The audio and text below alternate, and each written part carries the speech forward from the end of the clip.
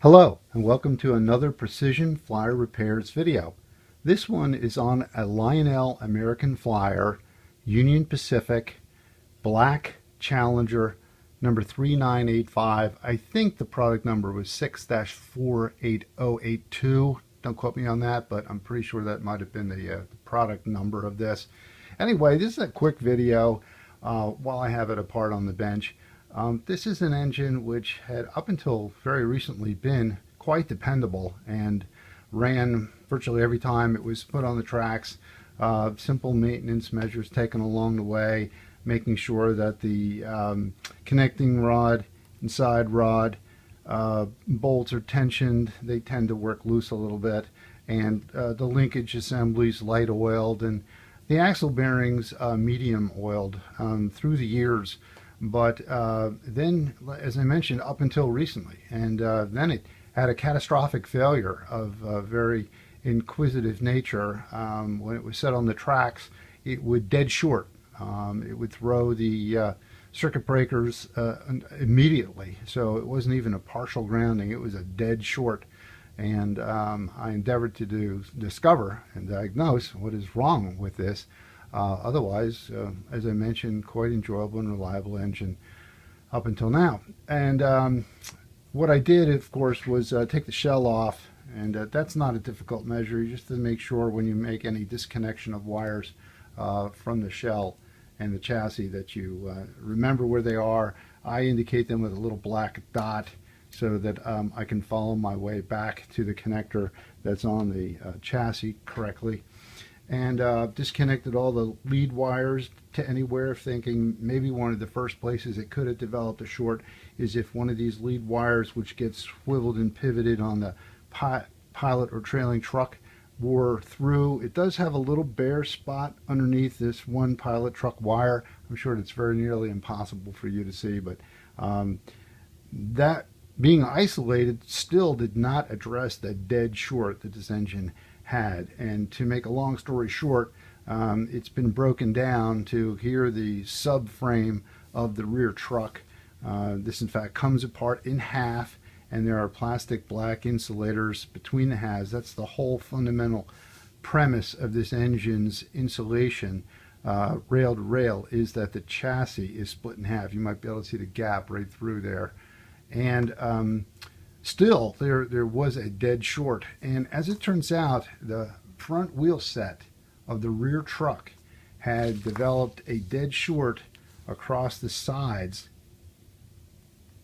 And let me see if I can get this to sound off for you. But these axles are split in half. And so it's not a continuous shaft of metal. There's actually one half to the shaft, and then there's a second half of the shaft, and they're joined together by an insulating coupling between them. This one happens to be the gear wheel set on the truck, and they should be completely insulated from each other. You probably can't hear that, maybe you can, but there is a dead short between the halves, whereas opposed to other wheel sets. For example, here's the replacement one for that. Now this brand new wheel set, and there's absolutely no continuity, which is the same as it ought to be with the other three wheel sets on either or both of these trucks. So very perplexing problem. Consulted with Lionel tech support, and they're not really sure what happened. There may have been a shift of some sort in the components across this stack, if you will, on the split axle, but I'm going to endeavor to get this all put back together again and running, and then when I do, and I'm satisfied with that, I might split these halves apart and try to figure out where did the insulation quality of that coupling, keeping these halves unknown to each other, break down and suddenly a dead short develop. But while it's apart, I thought it might be interesting for you to see some of the subcomponents that go into this engine. You know, as I mentioned, this is the split chassis.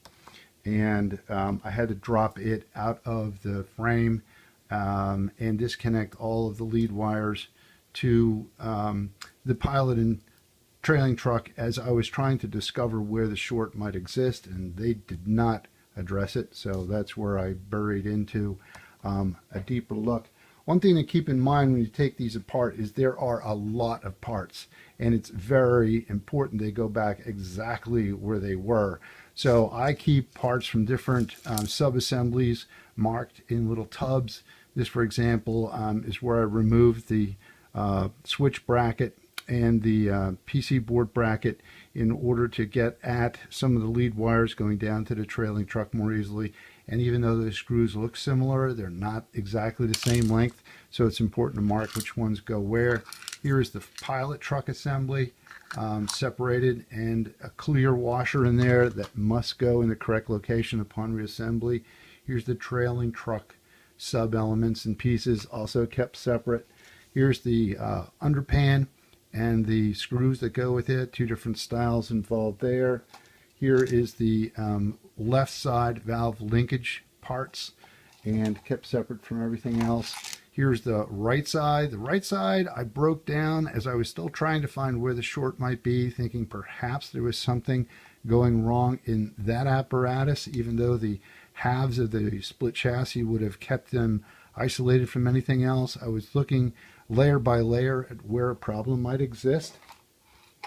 And then here are the drive wheel sets.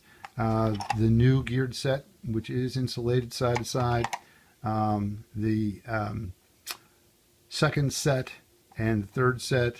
Now granted, when you put these back in, you have to make sure that these bearing blocks are also oriented in the correct direction and orientation with those tabs in the correct location for their commensurate slots in the frame. And then last but not least, of course, the motor. And there you go, the motor. And little tiny red insulating washers have to be put in exactly the same location when put back, as well as the coupling, which you might see down in there.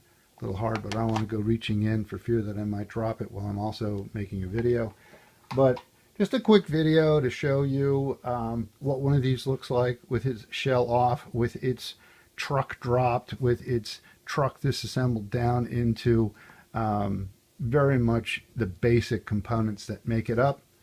And that one of the approaches I like to take is keeping everything in separate buckets as I go back to rebuild and reassemble this. I also take notes along the way of anything that I observe as far as which screws go with which brackets and which orientation wires have relative to something around them at points of connection, that sort of thing. So I'll be going back through my notes bucket by bucket and build this back up. And once it's running again, just might make a video of that, because they are a lot of fun when they are in good condition and fine-tuned. If you'd like more information about Precision Flyer Repairs, please visit my website or email me at precisionflyerrepairs@gmail.com. Thank you very much. In the meantime, be well and have fun running your trains.